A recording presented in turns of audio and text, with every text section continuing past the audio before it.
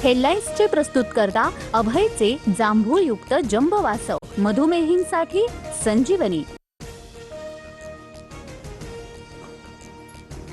बहुचर्चित असलेला Mumbai Pune missing link वाहतुकीसाठी खुला। मुख्यमंत्री फडणवीसांसह उपमुख्यमंत्री शिंदेंच्या हस्ते झालं लोकार्पण।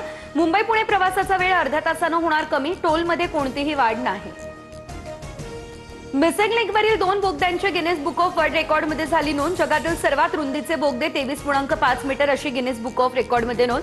गिनीज समितीकडून मुख्यमंत्र्यांना जागतिक विक्रमाचं प्रमाणपत्रही सुपूर्द। मिसिंग लिंकची संकल्पना 2010 सालची, मात्र विविध 13 कारणं देऊन तत्कालीन सरकारनं फाईल बंद केलेली। मुख्यमंत्री फडणवीसांचा निशाणा, मिसिंग लिंकला कनेक्टिंग लिंक बोललं पाहिजे, फडणवीसांचं हे आवाहन। मुंबई पुणे द्रुतगती मार्गावरील वाहतूक कोंडीबद्दल मुख्यमंत्री फडणवीसांची दिलगिरी। मी माफी मागतो, पुढच्या वेळी पुण्याहून मुंबईला जाताना वाहतूक कोंडीत अडकण्याची वेळ येणार नाही, फडणवीसांचं हे आश्वासन। देशात व्यावसायिक गॅस सिलेंडर तब्बल 993 रुपयांनी महागला। मुंबईसह अनेक शहरांमध्ये 19 किलोच्या गॅस सिलेंडरची किंमत 3000च्या पुढे। हॉटेल, रेस्टॉरंट्स आणि अनेक खानावळींमध्ये देखील जेवण महागण्याची आता शक्यता।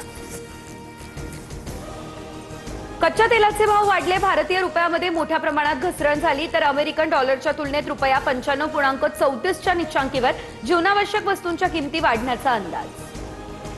मुंबईमधील पायाधुनीमधील टरबूज खाऊन मृत्यू झालेल्या प्रकरणामध्ये नवीन खुलासा।